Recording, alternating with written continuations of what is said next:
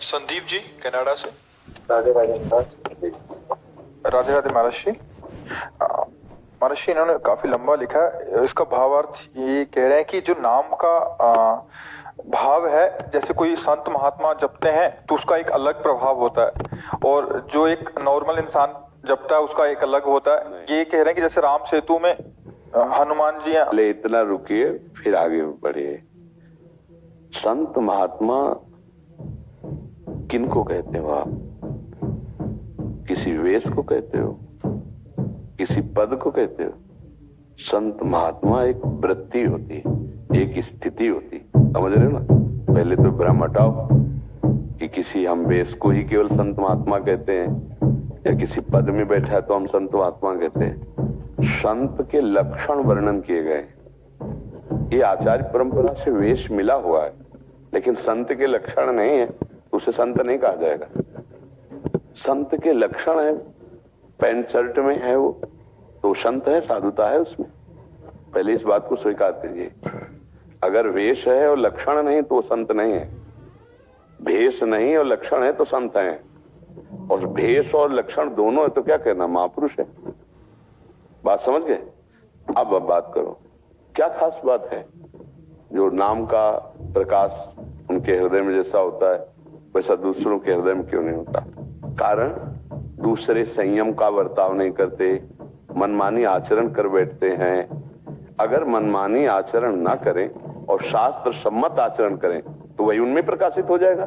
कितने ऐसे गृहस्थ हुए जो महामहिमा में स्वरूप में स्थित भेष गृहस्थ महापुरुष, जैसे भाई जी हनुमान प्रसाद पोद्दार जी महाराज, पूज्य श्री जयदयाल गोविंदका जी महाराज, कितने ऐसे नाम तुम्हें गिनावे।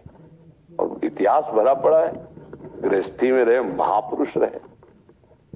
अब मनमानी आचरण करो, दो चार माला घुमाओ तो फिर कैसे? सर जी इनका वही था, कह रहे कि वो तो स्वयं सिद्ध है, दवाई तो दवाई है, चाहे डॉक्टर दे हैं, कोई असर एक जैसा क्यों नहीं होता। इसीलिए एक कुपथ्य और एक पथ्य से चल रहा है, तो पथ्य वाले में ज्यादा असर करेगा और कुपथ्य वाले को परेशानियां घेर लेंगी, नहीं घेर लेंगी। तो दवाई तो ठीक है, पाने वाले का अनुपान जो वैद्य ने कहा, सदगुरु वैद्य वचन विश्वासा संयम या न विषय का आशा। मनमानी विषय भोग करो, मनमानी आचरण करो तो फिर कुपथ्य हो गया ना। अब कुपथ्य होगा तो दवा तो बढ़िया है, अब आपको भारी विक्षेप पैदा कर देगी दवा, क्योंकि आप कुपथ्य कर रहे हैं तो परेशानी पैदा होगी। फिर हो सकता है दवा में असरदा हो जाए कि इतने समय तक जप रहे कोई लाभ तो मिला नहीं। जो पथ्य से दवा का सेवन करता है तो रोग बड़ी जल्दी नष्ट हो जाता है, औषधि अपना प्रभाव दिखाती है। ऐसे सदगुरु के द्वारा प्राप्त जो नाम मंत्र है, उनके द्वारा जो निषेध किया गया कि ये नहीं करना, वो नहीं करना चाहिए, तो आप देखोगे फिर वही रंग आप में आ जाएगा, जो संत में आता वही आप में आ जाएगा। संत का तात्पर्य है जो भागवतिक लक्षणों से संपन्न, दैवी संपदावान, निरंतर भगवत चिंतन परायण। अब वो चाहे वेशधारी हो और चाहे गृहस्थ हो, उसमें थोड़ी अंतर है। देखो विभीषण जी जब भगवान के सामने आए तो क्या कहा भगवान ने, तुम सरीखे संत प्रेम हो रे। और अपना परिचय विभीषण जी क्या दे, कि नाथ दशानन कर मैं भ्राता, निश्चर वंश जन्म सुरत्राता, सहज पाप प्रिय तामस देहा। ये अपना परिचय दे रहे। देखो संत की महिमा। और भगवान क्या कह रहे, तुम सारी खे संत प्रिय मोरे, धरो देह नहीं आन नहीं हो। मुझे लगता है कि हम अगर शास्त्र सम्मत गुरुजनों की आज्ञा के अनुसार अपने आचरण करें और नाम जप करें तो वैसे ही हमें लाभ प्रताप, वैसे ही भाव समझ में आएगा। अब मनमानी आचरण तो हमें फिर कैसे है? प्राय हम आचरणों में बड़ी कमी रख रहे हैं, चूक कर रहे हैं। आज जो है सत्संग भी सुना जा रहा है, साधन भी कुछ न कुछ किया जा रहा है, पर आचरणों में बड़ी चूक हो रही है। आचरण में चूक हो तो चलनी में गैया दुहे और दोष दयु को दे, हरिगुरु कहो न माने तो अपनो ही पल्ले। चलनी समझते ना, आटा की चलनी, अब उसमें गाय दुही जाए, कहा जाए मेरे भाग्य में नहीं दूध बदा है, तो इसको मूर्खता कहा जाएगा कि भाग्य कहा जाएगा? मूर्खता कह जाएंगे ना। तो जो मनमानी आचरण है फिर वो आपको कभी उन्नति का अनुभव, कभी अध्यात्म का अनुभव ये नहीं होने देंगे।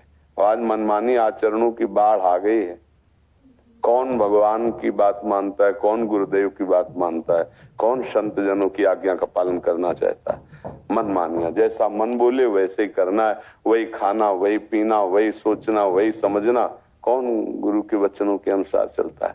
इसीलिए अगर गुरु वाणी पर हमारा विश्वास हो जाए और संत महात्माओं के जो आदेश उनके अनुसार, तो अभी आनंद आ जाए। ये तो हम मानने के लिए तैयार ही नहीं है कि जो संतों को मिलता है वो गृहस्थों को नहीं मिल सकता। ये हम मानने के लिए तैयार नहीं, क्योंकि ये बाहरी वेशभूषा है। आंतरिक चिंतन आपका किस कोटि का है, उसी कोटि से आपकी उन्नति होगी आध्यात्मिक। बहुत से ऐसे आज भी गृहस्थ हैं जो संत हैं, बहुत से ऐसे गृहस्थ हैं हमारी जानकारी में है। पति है, पत्नी है, और 10 वर्ष से ब्रह्मचर्य रह रहे हैं, 10 वर्ष से। यहां तक कि अमेरिका में है और वृंदावन से शपथ पूर्वक कई वर्ष से ब्रह्मचर्य रह रहे हैं। ये कैसी बात हो गई? सोचो, 10 वर्ष से ब्रह्मचर्य, एक कमरे में रह रहे हैं, एक घर में रह रहे हैं। ये छोटी मोटी साधुता है।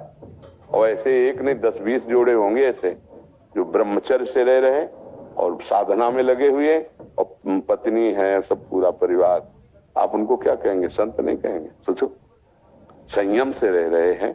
अच्छा, हम कह रहे चलो संतानोत्पत्ति आदि की चेष्टाएं भी हो रही हो, भजन में रहा, संयम में। यहाँ तो बेविचार हो रहा है, यहाँ तो मनमानी व्यसन हो रहे, मनमानी आचरण हो रहे। थोड़ा माला घुमा लिया, मनमानी आचरण कर रहे हैं, तो हमें लगता है फिर तो लाभ का अनुभव नहीं होगा। ये बात है, हमें शास्त्र आज्ञा के अनुसार आचरण करने हैं और गुरु प्रदत्त नाम जप करना है, मंत्र जप। फिर जो प्रकाश होगा, फिर वो साधु बना देगा, संत बना देगा। मतलब अंदर से संत हो जाओगे आप। कितने ऐसे गृहस्थ में जो संत हैं, अपना चश्मा ठीक नहीं इसलिए दिखाई नहीं दे रहा, नहीं तो ऐसे कितने गृहस्थ हैं जो नाम वाणी में डूबे हुए हैं।